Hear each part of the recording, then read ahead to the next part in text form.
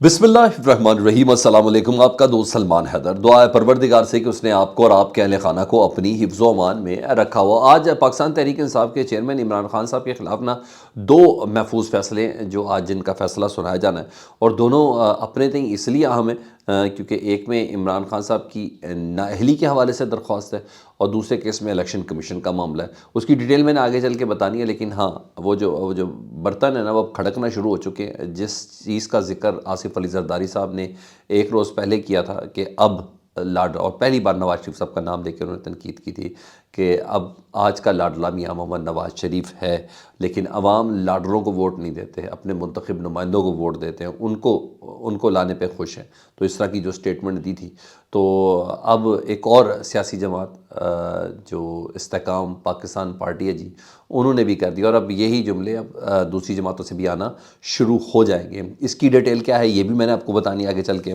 और इसके अलावा परवेज़ खटक साहब ने जब वो अपने दौर में थे तो पीटीआई को एज आ फैमिली लिमिटेड चलाते थे ना, सारे ख़ानदान के भाई भाई के बच्चे वगैरह ये। अब उनको कैंडिडेट कोई मिल नहीं रहा ना, जो उन्होंने पार्लियामेंटेरियन बना दिया है पाकिस्तान तहरीक इंसाफ। इधर उन्होंने क्या किया वो भी तफसील बड़ी इंटरेस्टिंग है। आप देखें ना, आखिर में वही जिन्होंने हरकत की ना जो करनी थी, होना कुछ भी नहीं है, लेकिन बहरहाल जो उन्होंने किया वो बड़ी इंटरेस्टिंग चीज़ है जो मैंने आपके साथ शेयर करी। सबसे पहले जी एक दो चीज़ें और बता देता हूँ कि इमरान खान के ख़िलाफ़ ना अल-कादिर ट्रस्ट पे कुछ नई अरेंजमेंट सामने आई हैं। अरेंजमेंट समझते हैं ना? हाँ जी। और जिसकी बिना पर वो अरेंजमेंट की बिना पर कुछ कानूनी पॉइंट सामने आ गए जी। हुआ ये है कि अल-कादिर ट्रस्ट की रजिस्ट्रेशन से कबल ही, यानी अल-कादिर ट्रस्ट जो यूनिवर्सिटी बनी थी उसकी रजिस्ट्रेशन से कबल ही मलिक रियाज से ज़मीन अल-कादिर ट्रस्ट के नाम पर मुंतकिल हो गई थी। यानी एक ट्रस्ट बना ही नहीं था और मलिक का रियाज साहब ने उस ट्रस्ट के नाम पर वो ज़मीन कर दी थी। कहा जा रहा है ये बहुत बड़ा मामला है और इस बुनियाद पर भी ये वही चीज़ें हो सकती है जिस तरह इमरान खान ने टैक्स रिटर्न्स में तोशाखाना की तफसीलात जमा नहीं कराई थी और वो डेट आगे पीछे थी, तो उसी तरह का ये मामला है। यहाँ भी इमरान खान साहब को नाअहली या कोई दूसरी चीज़ भुगतनी पड़ सकती है, और यही बताया जा रहा है कि ट्रस्ट अभी बना नहीं है तो फिर ज़मीन कैसे मुंतकिल हो गई।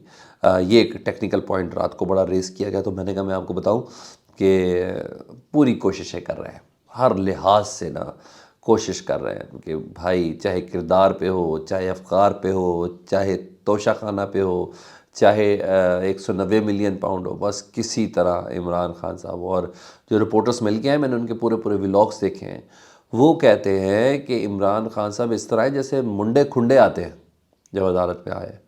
और जज साहब अबुल असरार जुल्करनैन साहब बहुत रिस्पेक्ट में मिले जब पहली बार ये रिपोर्टरों ने 2 दिन पहले, परसों जब ये रिपोर्ट किया, तो इमरान खान साहब को दुनिया की हर चीज़ की टेंशन है सिवाय अपने केसेस के। वो अपने आप को ज़्यादा ताकतवर और फ्रेश महसूस कर रहे हैं इमरान खान साहब। तो बहरहाल वो ये करें, इमरान खान को उन चीज़ों का असर नहीं पड़ा, और कहते हैं ना ही मेरी किसी से मुलाकात हुई, ना ही मेरी मीटिंग हुई, ना ही मैंने करनी है। जी हाँ, उन्होंने ये भी बताया। उन्होंने कहा मैं जेल में बैठ के अपने आप को कैदी महसूस कर रहा था, यहाँ तो मैं बिल्कुल सही हूँ, बल्कि बहुत आज़ाद महसूस कर रहा हूँ। तो भाई ये तमाम चीज़ों के लिए इमरान खान साहब ज़हनी तौर पर मुकम्मल तौर पर तैयार नज़र आते हैं। हाँ, इस्तेकाम पाकिस्तान पार्टी ने नून लीग पर अब हल्का हल्का इल्ज़ाम लगाना शुरू कर दिए, बिल्कुल उसी तरह जिस तरह आसिफ अली जरदारी साहब ने नवाज शरीफ को लाडला करार दिया था। कल रिटायर्ड हाशिम डोगर हैं इस्तेकाम पाकिस्तान पार्टी के, और पहले पाकिस्तान तहरीक इंसाफ के वज़ीर दाखिला भी थे पंजाब के जी। तो फिर वो सारी वफ़ादारियाँ सब चीज़ें बदली थी। तो उन्होंने कहा है कि जहाँ पर नून लीग के हलके हैं ना, नून लीग के कैंडिडेट्स हैं, वहाँ तरक्याती काम इस वक्त जारी हैं और बड़ी तेज़ी से जारी हैं। ना सिर्फ ये तरक्याती काम जारी हैं, बल्कि उधर जो उम्मीदवार हैं ना मुस्लिम लीग नून के, वो इन तरक्याती कामों को ऑन कर रहे हैं, पब्लिक को बता रहे हैं देखें हम आपके लिए ये तरक्याती काम करवा रहे हैं।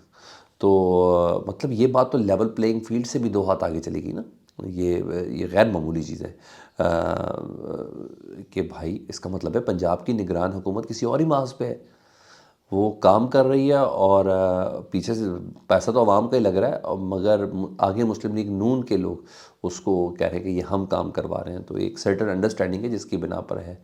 और मैं इतना बता दूँ कि कुछ दिनों में पीपल्स पार्टी भी ये बोलना शुरू कर देगी, क्योंकि ये बात इतनी खामोशी से होती नहीं है जिस तरीके से। अब ये इस्तेहकाम पाकिस्तान पार्टी बोल रही है, जिनसे मुतल्लिक़ है कि शायद वो इत्तेहाद करें तो सही, फिर मज़ा आएगा हमें भी बोलने का। मैंने कहा अब सिर्फ़ और सिर्फ आपके मुतमईन और खुश होने के दिन आ गए हैं कि आप सुने, इन्होंने जिस तरह की बेवकूफ़ियाँ करनी है ना, हमें बोलने का और आपको सुनने का बहुत मौका मिलेगा।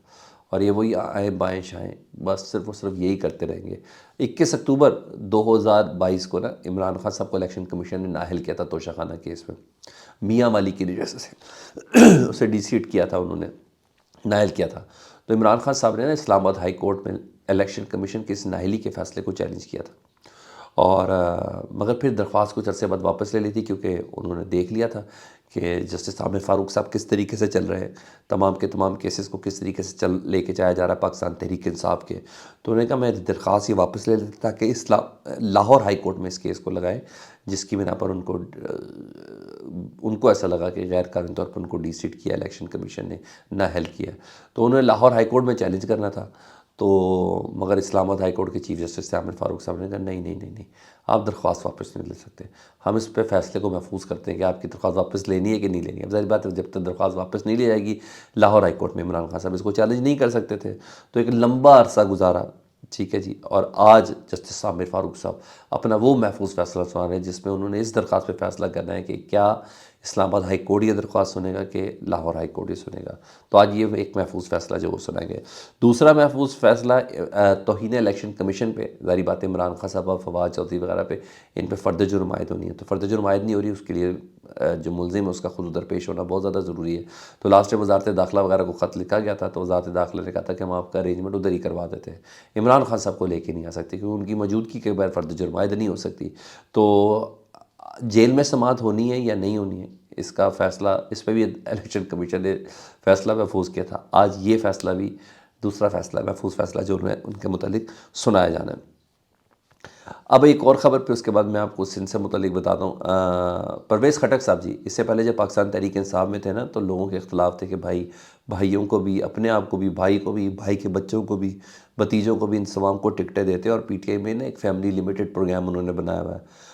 اب ان کو کینڈیڈیٹ مل نہیں رہے، ٹھیک ہے جی، اور جب کینڈیڈیٹ نہیں مل رہا تو انہوں نے اعلان کر دیا پرویز خٹک صاحب نے کہ میں اپنے تمام خاندان کو ٹکٹ دوں گا، ٹھیک ہے جی، جس میں اپنے ان کے 2 بیٹے شامل ہیں، ان کے داماد شامل ہیں، اور ان کے کچھ بھتیجے شامل ہیں، اور وہ خود 2 صوبائی اور 1 این اے کی یعنی نیشنل اسمبلی، قومی اسمبلی کی نشست پر الیکشن لڑنے کے لیے تیار بیٹھے ہیں۔ این اے 33 سے وہ خود لڑیں گے، اور پتہ نہیں پی کے 87 جو ان کے نیچے نشست ہیں اس سے وہ خود لڑیں گے۔ مطلب ابراہیم خٹک، اسماعیل خٹک، داماد، بھتیجا، یہ سب کھڑے ہوئے ہیں۔ مطلب یہ چاہ رہے ہیں کہ ہم سب سیٹوں پہ جیت کے اپنا ایک پریشر گروپ بنائیں، اور بھائی آپ کو کینڈیڈیٹ ہی نہیں مل رہے تو آپ نے پریشر گروپ کیا بنانا ہے۔ لیکن بہرحال اس وقت ان کی پوزیشن یہ ہے، روز عمران خان صاحب کے اوپر کوئی نہ کوئی، ان کو حکومت ہی نہیں کرنی آتی تھی، ان کا پرنسپل سیکرٹری جو تھا وہ حکومت کر رہا تھا، وہ دراصل ساری نظم و نسق چلا رہا تھا، بھائی اسی حکومت کے آپ وزیر تھے، تب آپ کو خیال نہیں آیا، اب آپ کو کسی نے لالچ دے دیا تو آپ سب باتیں بولنا شروع ہو گئے۔ بس میں نے بولا کہ رشتوں کی پہچان ہے، اس ایرا میں، سیاست کے اس ایرا میں ہم نے رشتوں کی پہچان نہیں سیکھ لی کہ کوئی دوست نہیں ہے، اور یہ بدقسمتی عمران خان صاحب کے پاس ان کو اچھے دوست نہیں ملے، یہ بدقسمتی ہے، اس میں کوئی شک نہیں ہے۔ تو بہرحال یہاں ہے، ادھر سندھ سے بتایا جا رہا ہے کہ پیپلز پارٹی کی 14 نشستیں کم کرنے کی کوشش کی جا رہی ہے، ٹھیک ہے جی، اور یہ باقاعدہ ظاہر ہے پیپلز پارٹی کے اوپر تو یہ نقب ہی ہوگا نا، اس نقب کی بنیادی وجہ یہ ہے کہ پیپلز پارٹی کو سندھ حکومت میں مجبور کیا جائے گا کہ وہ مخلوط حکومت بنائے، مطلب پی ڈی ایم کے ساتھ مل کر چلے، اور اگر مرکز میں پیپلز پارٹی نے حکومت کو اگر ڈسٹرب کیا یا بلیک میل کیا تو صوبے کے اندر ان کو دبایا جا سکے، کہ وہاں اتحاد کا مطلب ہے پی ڈی ایم میں کاف لیگ بھی ہے، پی ڈی ایم میں ایم کیو ایم بھی ہے، پی ڈی ایم میں دیگر سندھ کی جماعتیں بھی ہیں، جمعیت علماء اسلام بھی ہے، تو یہ کہا جا رہا ہے، اور اب دیکھیں اس پہ زرداری صاحب کب بولتے ہیں اور کیا نہیں بولتے ہیں۔ بہرحال یہ خبریں ہیں کہ 14 صوبائی نشستیں اس کے اوپر کم کرنے کی کوشش ہو، پیور پیپلز پارٹی کی نشستیں۔ اپنا بہت خیال رکھیں، اللہم صلی علی محمد و آل محمد۔